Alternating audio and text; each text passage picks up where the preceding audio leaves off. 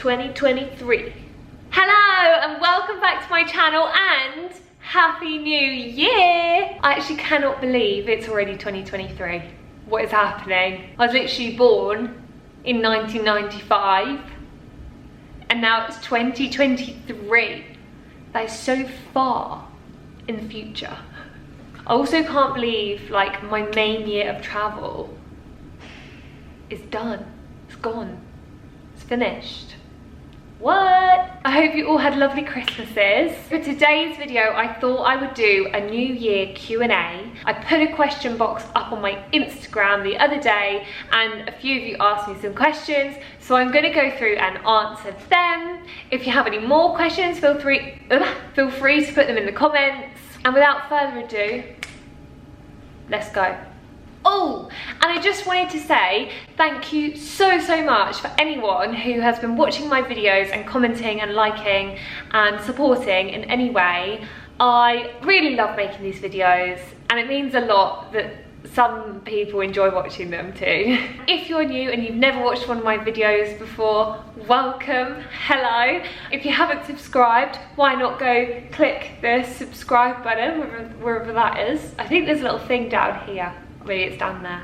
And don't forget to give this video a thumbs up if you liked it because it helps me spread it around. Okay, so these questions are quite varied, but we're gonna start with number one, which is where am I from? Okay, well, I'm actually from a tiny little village, kind of in the middle of nowhere, near to Oxford in the UK.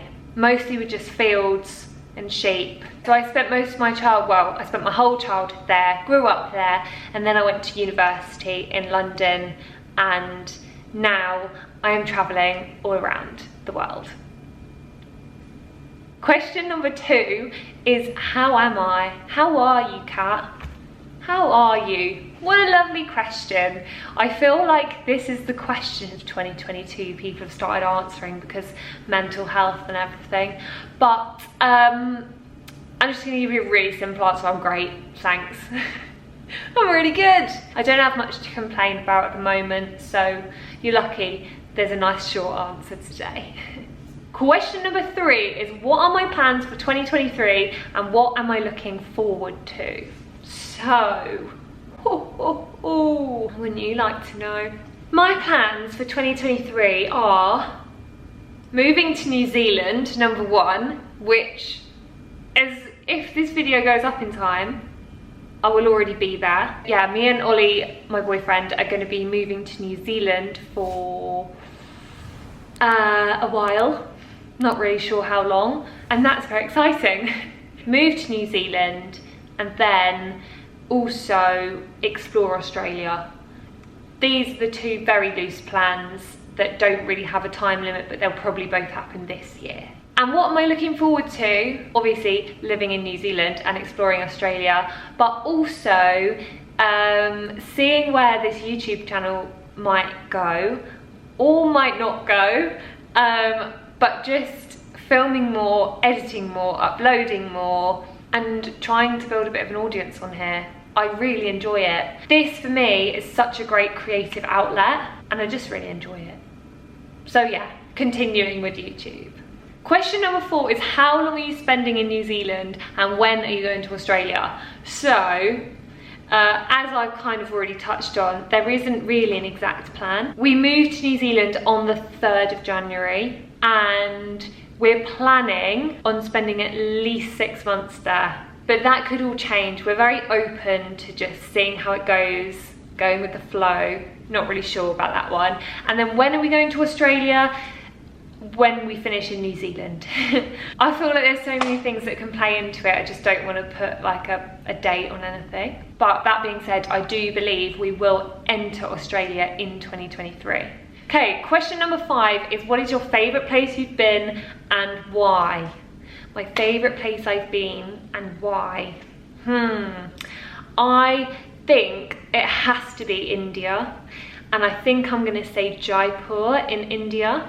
And the reason why is India is just so wildly different to any other country you've been to. You're so immersed in the country because there's hardly any other tourists. And Jaipur was my favourite because sometimes when you're travelling, you just get it right, and sometimes you just get it wrong, and Jaipur was a place where we just got it right. It's a very busy city in India. There's a lot going on. There's a lot of pretty old buildings to go and look at, like the Amber Fort, and I can't remember what they're all called, but it was really cool. And we went to the Monkey Palace and we saw the sun setting, and we had amazing food. It's just a really vibrant city. It's called the Pink City. It's mad, but it's such a beautiful place. Question number 6 is, what is the best food I've had whilst travelling?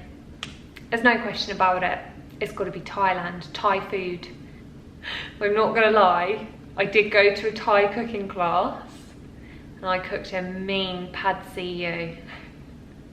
But I don't think I can say my cooking was the best food, no way. It's got to be some kind of noodle dish. And actually, I think on my TikTok, I've got a video going up of a restaurant in Pai that was called Charlie and Lek. The noodle dish I had there, I can't remember what it was called, but that was really good. I'm gonna go with that. That's the best food I've had. Thailand, Thai food, Charlie and Lek in Pai. Noodles. Okay, question number 7. This is very interesting. Question is actually from Ollie's dad. And it's, how has it been travelling with Ollie? But I actually wanted to answer this one quite seriously because I feel like not many people talk about this, and I think it's quite important to share. So Ollie and I obviously have been travelling on this adventure together, my boyfriend of 4 years now. And at times it's been really hard. We knew it was going to be intense, but I don't think you can understand it until you actually give it a go. It's one thing like living together at home. You've both got separate jobs, you both have separate hobbies, separate friends. As much as you spend a lot of time together, you also do end up spending quite a lot of time apart naturally without even realising it. And when you're travelling as a couple and you don't know anyone else you're with, you do end up spending 24/7 together because you do all the activities together. So you're not like, you're staying in the same hostel, in the same room, probably in the same bed, doing the same activities, and literally spending every second of every day together. And it's just such an intense way to live your life and live a relationship. And the other thing is, obviously, because you're so far from home, you haven't got anyone else like your friends and your family to rely on. You're literally dependent, solely dependent on your partner. And it is hard at times. We've managed it really well. We had a bit of a blip in the beginning, but we sorted it out just by literally spending like a couple of days apart in separate hostels. And we now just realise that whenever we get to those sort of breaking points where one of us is just like getting really fed up with the other person or something, we just take a couple of days apart, or even just one night apart. We just go book 2 separate hostels, stay in separate rooms, and have a great time, and miss each other pretty much straight away, come back together and feel fresh. But other than that, it's been amazing travelling with Ollie. I have loved every second, and it's just really, really, really lovely to be able to share all of our experiences together and talk about them and reflect on them, and I wouldn't have it any other way. Oh, how cute. Question number 8. Where did I learn all my really good dance moves? Oh my God. They can't be taught. They cannot be learned. They cannot be taught. I'm a natural. Okay, question number 9. Oh, that is not 9. 9. Question number 9, that's easier. Best and worst thing about backpacking. Okay, I have got to say, I think the worst thing is the smelly bathrooms, or having to pack your stuff up all the time and move and lug it around in the heat. But I think number 1 has to be stinky bathrooms. When bathrooms aren't cleaned properly in a hostel and it just stinks of poo, and wee, it's gross. And you're showing with boys and they leave the toilet seat up all the time. I must say, it's not all the time. Don't let that put you off travelling, because it's not that bad.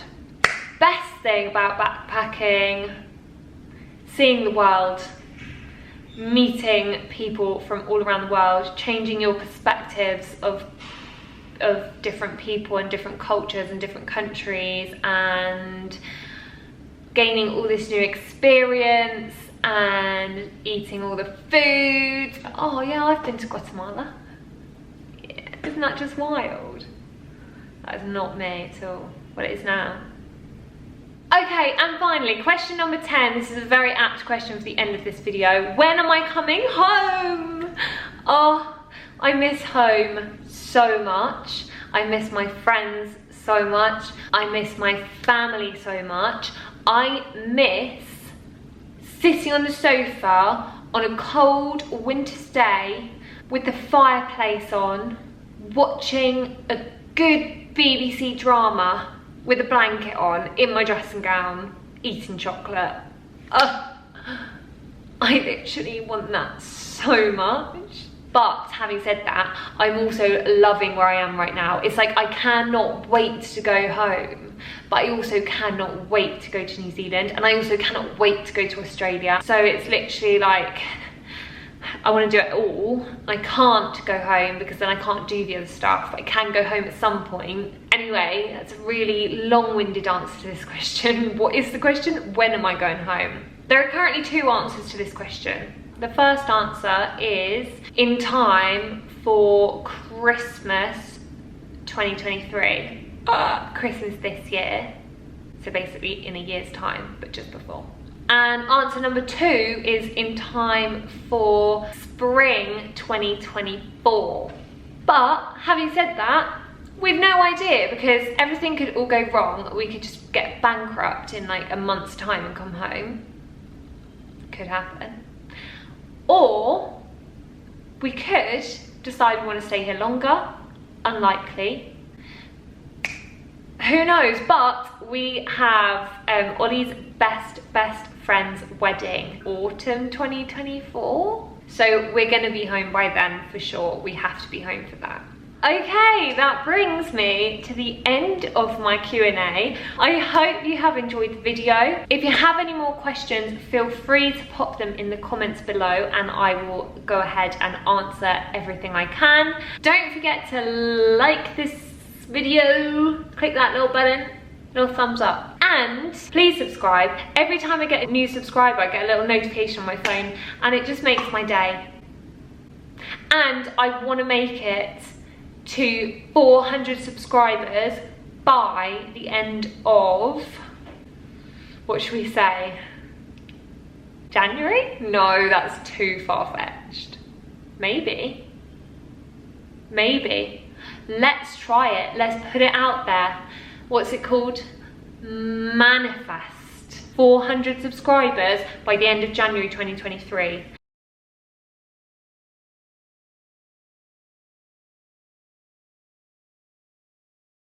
Help me out. Please subscribe. That's all, folks. I will see you next week with another video. Thank you so much for watching and goodbye.